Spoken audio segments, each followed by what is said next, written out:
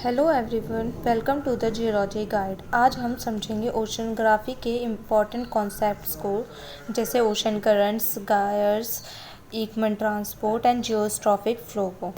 तो हम आज ओशन सर्कुलेशन के बारे में पढ़ते हैं।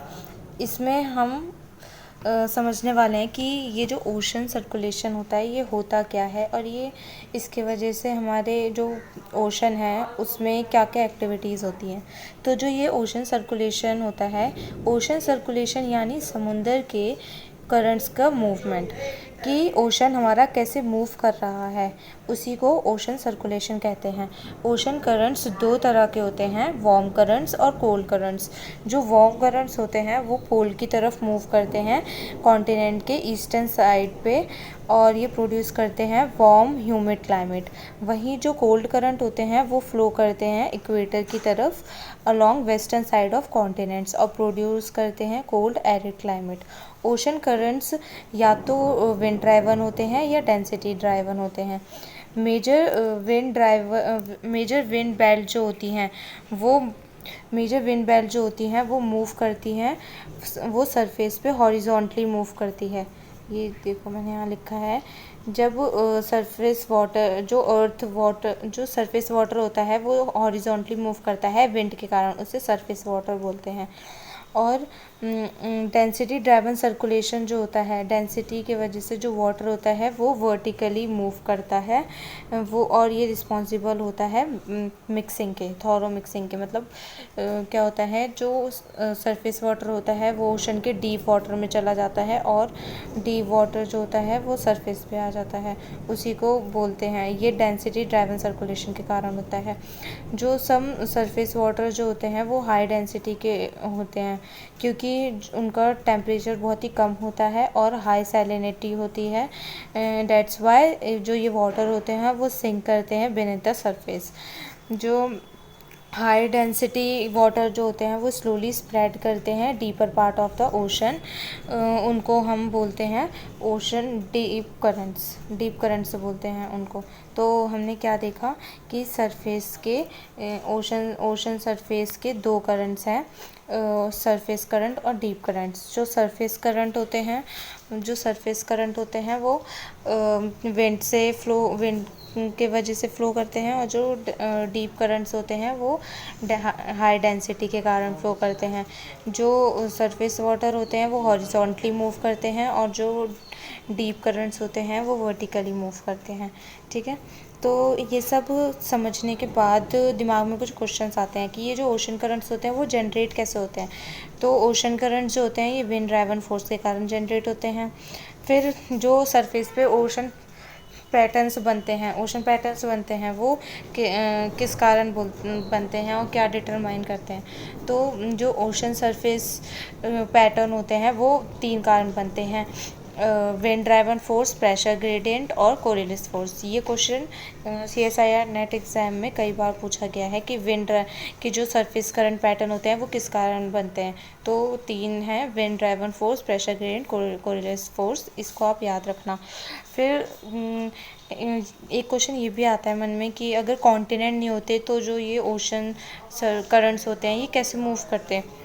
तो इस केस में क्या होता है, जो ये सरफेस करंट्स होते हैं, सरफेस करंट पैटर्न जो होते हैं ये फ्लो करते हैं विंड बेल्ट के कारण। जो ये विंड बेल्ट होती हैं ये तीन तरीके की होती हैं, ट्रेड विंड, प्रीवेलिंग विंड और पोलर ईस्टर्लीज। जो ट्रेड विंड होती हैं वो ज़ीरो से 30 डिग्री के बीच में होती हैं, जैसा कि ये मैंने लिखा है 0 से 30 डिग्री के बीच में। और जो प्रीवेलिंग विंड होती हैं वो 30 से 60 डिग्री के बीच में होती हैं। और जो पोलर ईस्टर्लीज होती हैं वो होती हैं 60 से 90 डिग्री के बीच में। ठीक है, तो आगे चलते हैं और समझते हैं हम सब ट्रॉपिकल गायर्स के बारे में, कि सब ट्रॉपिकल गायर क्या होते हैं। तो जो सब ट्रॉपिकल गायर होते हैं ना, वो बड़े बड़े सर्कुलर वाटर सिस्टम होते हैं।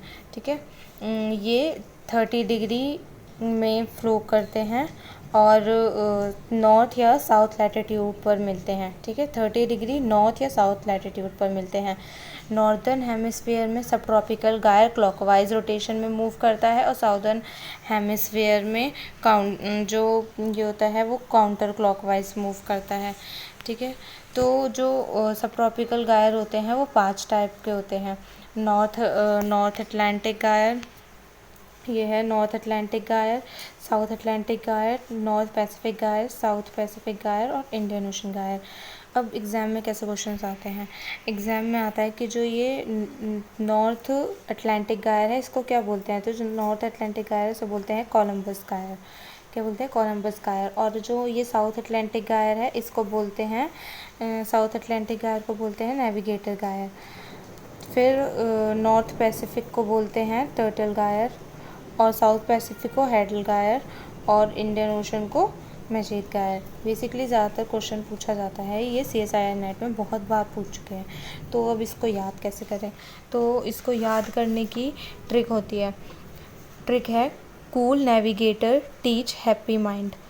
ये एक सेंटेंस है जिसमें कूल का CO रिप्रेजेंट करता है कोलंबस को, नेविगेटर रिप्रेजेंट करता है नेविगेटर गायर को, टीच का T रिप्रेजेंट करता है टर्टल को, हैप्पी का H रिप्रेजेंट करता है हेडल को और माइंड का M रिप्रेजेंट करता है मैजेट गायर को। तो ऐसे करके ये जो गायर्स हैं वो आप याद कर सकते हैं। इस ट्रिक को अपनी कॉपी में लिख लेना।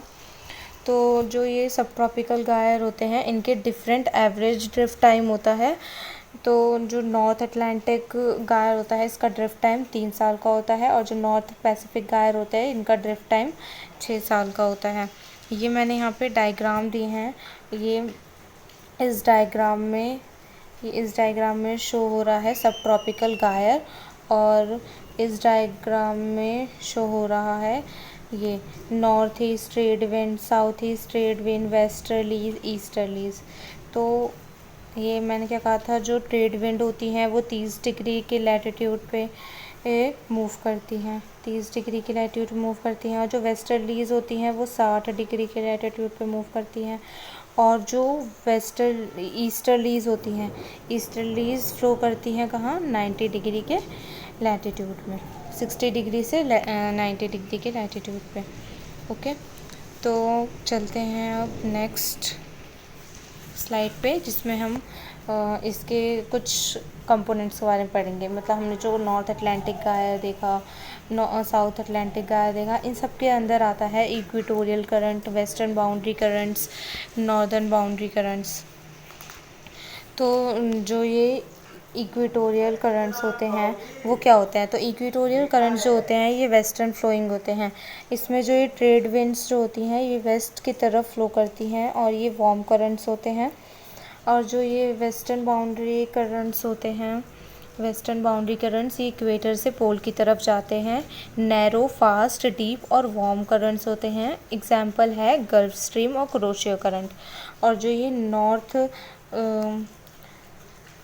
ये नॉर्थ और साउदर्न बाउंड्री करंट्स होते हैं ये वो क्या होते हैं? नॉर्थ और साउदर्न बाउंड्री करंट जो होते हैं ये वेस्टर्ली विंड्स होती हैं जो ड्राइव करती हैं और ये ईस्ट वर्ड की तरफ फ्लो करते हैं। ठीक है, जो ईस्टर्न बाउंड्री करंट्स होते हैं वो क्या होता है कि ये हाई एल्टीट्यूड से इक्वेटर की तरफ आते हैं।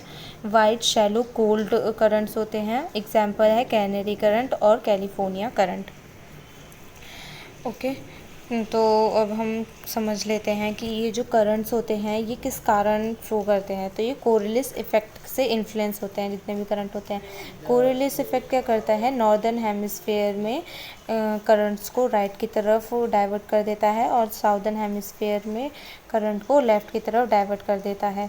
और ये जो शेप्स होती हैं गायर की वो क्लॉकवाइज डायरेक्शन में होती है नॉर्दर्न हेमिस्फेयर में और साउथ वेस्ट डायरेक्शन होती है साउदर्न हेमिस्फेयर में।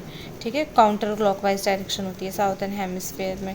अब हम इसके कुछ टेम्परेचर पैटर्न को समझते हैं। तो टेम्परेचर पैटर्न क्या है इसका? टेम्परेचर पैटर्न है कि जो वेस्टर्न बाउंड्री होती हैं वो वार्म करंट्स होती हैं और पोलवर्ड की तरफ मूव करती हैं और जो ईस्टर्न बाउंड्री होती हैं वो इक्वेटर वर्ड होती हैं और इक्वेटर की तरफ मूव करती हैं और कोल्ड करंट होती है।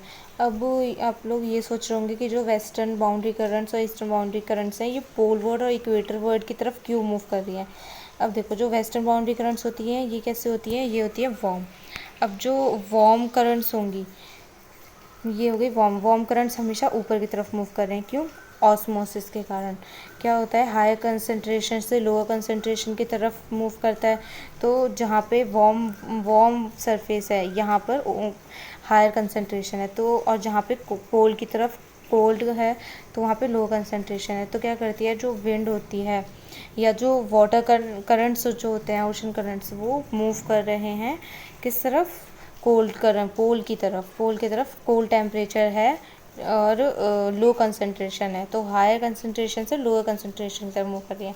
ऐसे ही जो ईस्टर्न बाउंड्री होती है ये कोल्ड करंट है, यहाँ पर क्या है, कोल्ड करंट है। तो कोल्ड करंट से क्या आती है, ये इक्वेटर वर्ड की तरफ आती हैं। ठीक है, हाई कंसंट्रेशन से लो कंसंट्रेशन, जब यहाँ पे बहुत ज़्यादा कोल्ड टेम्परेचर हो जाता है तो बहुत ज़्यादा यहाँ पर कोल्ड करंट का हायर कंसंट्रेशन हो जाता है, तो जो वो कोल्ड करंट है वो धीरे धीरे वार्म की तरफ आने लग जाती है।